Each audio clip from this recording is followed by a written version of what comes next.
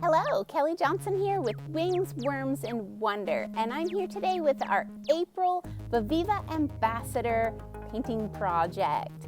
So I hope you have fun painting along because I don't know about your neck of the woods, but here spring is in full swing, and that means the pollinators are out. My broccoli's gone to flower, and the bees are loving it. Who wouldn't? They taste like honey and broccoli. So we're going to be painting broccoli flowers and pollinators today. I do the broccoli flower just real quickly at the beginning because that's not the focus. The focus is these cute little, very stylized, very quick and gestural. They give the impression of these busy bees buzzing around little bees. And I use my Viviva A5 sketchbook along with my pan set and then the metallic set to paint the shimmery wings. So I hope you have fun painting along with this spring pollinator paint along. Let's see if you can see the shimmer in the wings a little bit there. I think you can. You can do whatever fruits, vegetables, flowers that you love in your neck of the woods and then add these fun bees to your spring pollinator party. Paint along. So meet me in the video, have some fun, happy spring, and let's celebrate and support our pollinators.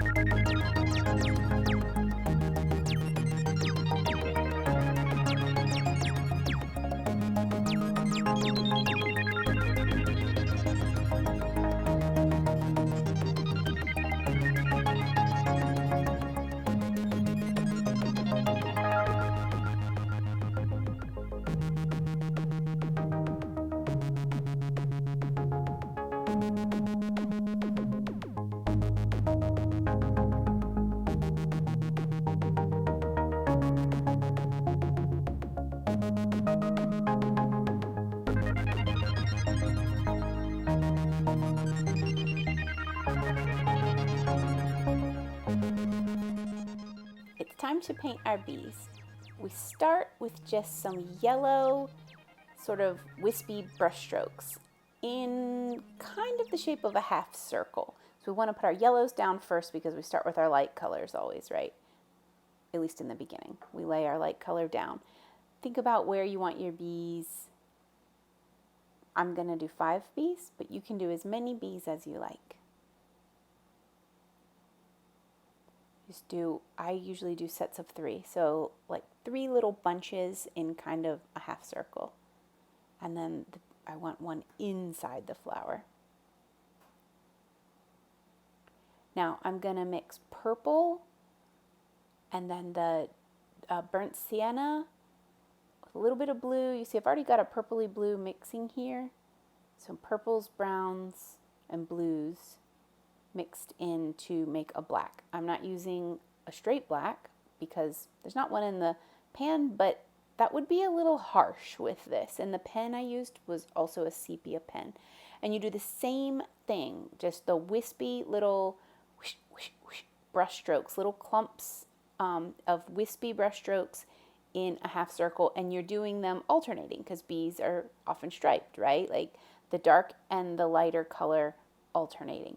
I add a little bit of legs, a little bit of antenna, and the yellow and the darker color, the brownish, can blend together. That's fine at this point because we want them integrated, right? It's almost like you're painting, if you picture the sun rising, like if you were to draw a horizon and then an arc, like the sun was rising over the ocean, it's almost like you're painting that, like rays of sun, like an arc. You can see you just alternate, and this is not an exact science. Just you're trying to capture that fuzzy look of the bees. So think fuzzy, think arched. We're not going for anatomical bee paintings here. It's really kind of tricky not to get your hand into the bees, so do watch out for that. And work your way around, add in a little more yellow. Once you get the darker color in, you can then blend it a little bit by adding some more yellow. And if they start to get a little muddy or a little too blended, don't worry, just dab it with your paper towel. Like that center one, my paper was still a little bit wet. I should have waited for it to dry all the way, but it's okay. Just dab it a little bit and wait for it to dry. And now while they're still wet, I want to do my first layer of metallic on the wings because, again, I want it all integrated. So if any of the yellow or any of the darker color bleed into the wings a little bit, that's great. That helps it all integrate. It's a little hard to see on camera, but I think you can see the shimmer a little bit. It looks really cool in person. Just work your way around the painting. If once they start to dry, it looks like it needs more darks, add more darks. If it looks a little like that one looks a little spiky, right? Add some more yellow to soften it. It's very loose. It's just have fun with it. Don't overthink the little bees too much. Now see, I got muddy on this one. This one was just kind of giving me a little bit of a hard time. And that's all right. That happens, right? If we're going to paint 5 of them, one of them is going to be slightly disagreeable. They are bees after all. But we just keep working on it. Let it dry, go back into it. It's no big deal. It'll work out in the end. So just dabbed it off, add the darks back in. And now look, we're back on track. Go around, soften the little underbellies a little bit if you want. I think that makes them look more bee-like rather than puffball-like. And then you can add some little legs. Just keep working on them. And then I go around and add a little brown at the top to define the outer edge. Working back in on your metallics. Once that layer dries, add another layer on the wings. Make them nice and shiny. And then go back in with your pen if you want, or you can do this in paint and define the fuzzy body and the outline of the wings. And on paint, the pen might stop working a little bit. Just scratch it off and it'll start working again. Usually, most of the time. Just work your way around. You want a fast feeling because bees are fast. You want a light feeling. You don't want to labor over these little bees too much because that isn't the feel of bees. That's not really the feel of spring, is it?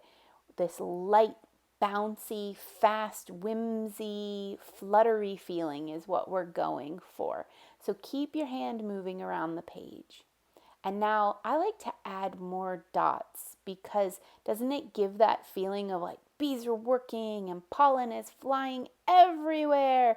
Spring is here. And add a little darks just because it defines it a little bit. It anchors the darks of the bees into the painting some. Have fun with it, enjoy, and celebrate your spring pollinators with a pollinator painting party.